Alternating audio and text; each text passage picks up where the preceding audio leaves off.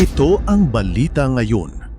Trending at pinag-uusapan ngayon sa social media ang di umano'y balitang. Ito ang balitang dapat malaman ng taong bayan na pilit tinatago at pilit ayaw di umanong ipalabas ng mga bayarang media sa palasyo, kamara at senado sa publiko. Pero bago ang lahat, kung bago ka pa lamang sa channel na ito at nais mong manatiling updated sa mga maiinit na balitang politika, huwag kalimutang mag-like, mag-subscribe at i-click ang notification bell para hindi ka mahuli sa bawat bagong video na aming inilalabas. At ito na nga mga kababayan. And today, naging official na nga si Senator Villanueva has joined the camp of Senator Win Gatchalian. Was I disappointed? Yes. Was I surprised? No. Ito po si Attorney Michael Perario, pag-usapan natin yan. Bago pa man dumating po ang araw na ito, there has been telltale signs na babaliktad na itong si Joel Villanueva. At couple of days ago, nilabas ko nga yan, naglabas ng pahayag si Senator Villanueva na sinabi ko na narinig ko siyang nagsalita si Senator Villanueva, marami siyang salita na ginamit pero tila parang wala siyang sinasabi. At alam na natin noon na ito ay tungkol sa mga pananakot na mga kaso na isasampa kagaya ng pinahayag ni Senator Alan Peter Cayetano, kagaya ng nangyari kay Jinggoy Estrada. Pero dalawang senador, magkaiba ang naging resulta. Yung isa, hindi naman mananampalataya o nagsasabing siya ay Kristiyano, at yung isa ay Kristiyano, sumisigaw sa pulpito, may hawak na Biblia, naiiyak tuwing pinag-uusapan ang katarungan at katwiran. Pero yung isa ay tahimik na tinanggap ang anumang sasapitin niya at mas pinili na makipaglaban kaysa yumukod doon sa mga nananakot sa kanya. At yung isa ay tila parang bumigay na doon sa pressure ng pananakot. At sa kanya pagbabalik doon sa Senado, muli babasahin ninyo yung body language ni Senator Joel Villanueva. Yung mga taong kumakamay sa kanya, parang imbis na maging masaya, ay parang nalungkot pa. Tingnan nyo yung mukha ni Kiko Pangilinan. Sabagay, lagi naman mukhang malungkot yun.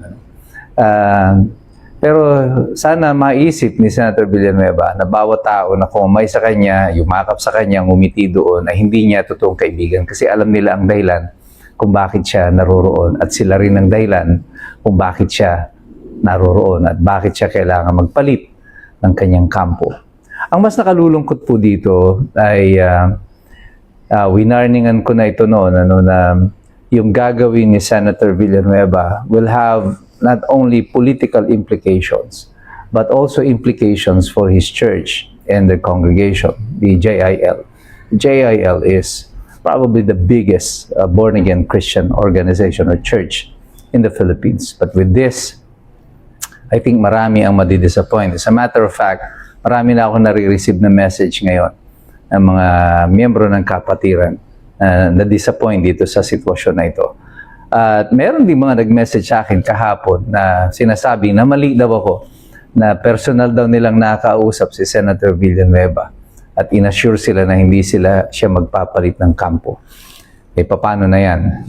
Nagpalit na nga ng kampo. Ang naging tugon ko lang sa kanila, sige po, tingnan na lang natin bukas. At eto na yung bukas. At hindi po tayo nagkamali. At hindi rin ako nagkamali doon sa magiging epekto nito.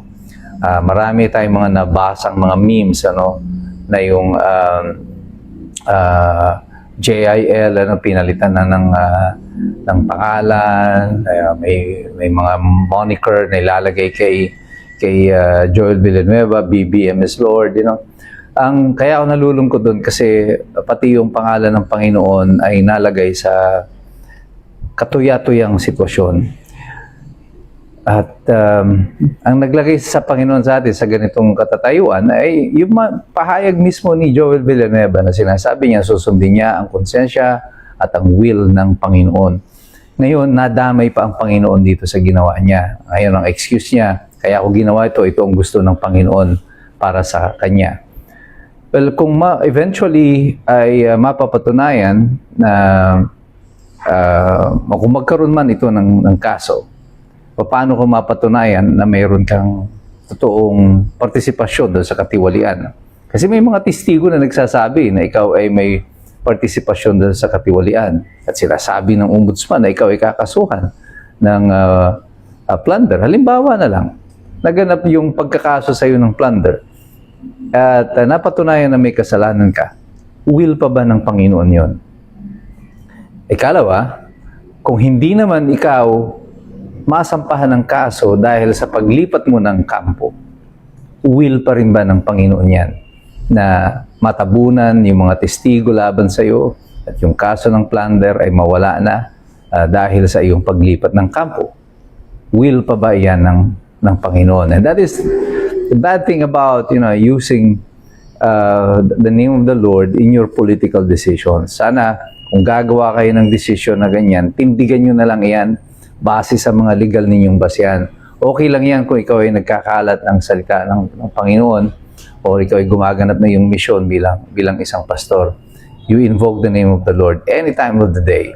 But every time that you make a political decision such as this, paglipat ng kampo at gagamitin yung pangalan ng Panginoon, gagawing excuse yan kasi itong will ng Panginoon, that is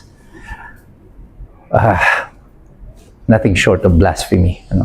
At gagawa ka ng isang kasinungalingan, gagamitin mo pa yung pangalan ng ating Panginoon. That's why I've been asking for prayers since several days ago. Prayers for Senator Villanueva and prayers for the Villanueva family and also for the JIL. Marami po tayong mga kaibigan, mga kapatid na naglilingkod sa JIL. And I know many of them are disappointed.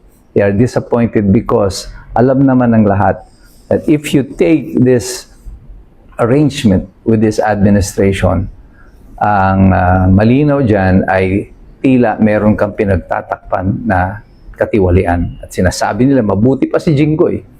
Bagamat hindi nagpo-profess na siya ay Kristiyano o mananampalataya, na natili siyang matibay. Maraming mga pagwawangis din na ginagawa ang mga tao, kagaya nila Apostol Pablo at mga disipulo ng Panginoon. Halos lahat sila ay nakulong. They were persecuted for being Christians. And yet, they did not relent kasi nagtiwala sila sa gagawin ng Panginoon. Iyon ang totoong will ng Panginoon. And even if they died for their cause, sa pagkakalat nila ng salita ng Panginoon, ay tinanggap nila iyon ng maluwag. Many great leaders in the Philippines, many senators, ang panahon ng martial law ay mga nakulong. Kasama dyan sila Ninoy Aquino, si Nene Pimentel, sila Jovito Salonga, many others, sina Pepe Jocno, sina Chino Roses, and many other, sina Tep Anyada, many luminaries, na yung kanilang mga anak ngayon ay nakakampi dito ngayon sa administrasyon. But these are the gentlemen na dapat nating hangaan because in the face of threats against their personal security and liberty, they decided to stand their ground. Hindi po nagkaroon ng issue ng katiwalian ang mga senador, mga leader na binanggit ko noon. Sila po ay ikinulong dahil sa kanilang paniniwala. Pero ito kakaiba. Yung mga senador, inaakusahan ng kung ano-anong katiwalian ng pagnanakaw. Totoo yan o hindi, ibig sabihin nito, may dahilan kung bakit ikaw ay natatakot dahil merong isang senador na tinakot din pero hindi bumigay at hindi natakot. I just hope that the JIL will be able to survive through this and absorb this attack from the enemy. Hindi lamang po ang JIL ang under attack dito. It's the entire Christendom, institutions, churches. Nakikita ninyo yung paghahati-hati at kung paano nawawalan ng moral ascendancy and authority ang mga simbahan sa panahon na ito sapagkat na-involve ang mga leader nito sa mga katiwalian. But hindi po ito ang mga kagaya ni Senator Villanueva, nila Congressman Abante. This is not a general categorization of who we are as a nation, of who we are as Christians. Maraming nagsasabi wala na pag-asa ang Pilipinas. Sabi ko, huwag kayong susuko, meron pa. Hanggat meron tayong tunay na Panginoon, meron pang pag-asa para sa Pilipinas. Kailangan lang patuloy tayong manalangin, patuloy tayong magmasid, patuloy tayong makialam, patuloy tayong mag-aral. So, bago pa man lumipat ng kampo itong sila Senator Chis Escudero at saka si Joel Villanueva, sinisiwalat na noon ni Senate President, the previous Senate President Alan Peter Cayetano, na mga senador ay tinatakot kaya nila Jinggoy Estrada na sasampahan ng kaso, sina Joel Villanueva at posible din itong sina Chis Escudero, na sinabi naman ng ombudsman na sasampahan nila ng kaso kasama nga si Romualdez, si Chis Escudero, tsaka itong si Joel Villanueva at saka si Jinggoy Estrada. Pero bakit si Jinggoy Estrada lang ang may kaso ngayon? Sa paglipat ng kampo nitong sina Chis Escudero at saka sina Joel Villanueva, tila biglang naging tahimik ang ombudsman ngayon sa mga sinasabi niyang isasampang kaso laban dito sa dalawang senador na ito. Anong nangyari? Totoo ba ngayon ang sinasabi ni Senator Chis Escudero na ang kapalit ng paglipat ng kampo nitong dalawang senador na ito ay ang pag-withdraw o hindi pagtutuloy ng kaso laban sa kanila? May problema ang ombudsman dito sapagkat ang mga pahayag nila Bryce Hernandez at saka ni Engineer Alcantara ay mga ebidensyang gagamitin din laban kay Senator Jinggoy Estrada. Kung hindi nila itutuloy ang kaso dito kay Joel Villanueva, bakit kailangan ituloy ang kaso kay Senator Jinggoy kung pareho naman ang pagmumulan ng kanilang mga ebidensya? Ang determinasyon ba kung sino ang isasampa ay exclusively dito lamang sa diskresyon ng ombudsman at hindi na nakabase sa kung anong ebidensya? Kung walang probable cause kay Joel Villanueva o kay Chis Escudero, mas malamang wala ring probable cause dito kay Jinggoy Estrada. Pero bakit si Jinggoy lang ang may kaso? Ngayon, pag ito ay hindi ninyo isinampa ang kaso kay Joel Villanueva at kay Chis Escudero, manangahulugan ito, totoo ang sinasabi ni Senator Alan Peter Cayetano. Ito nga ay tungkol lamang sa pagmamaniobra, pagmamanipula at paggamit ng mga opisina ng pamahalaan, tanggapan ng pamahalaan, kagaya ng ombudsman at ng DOJ, ng kapulisan, ng NBI.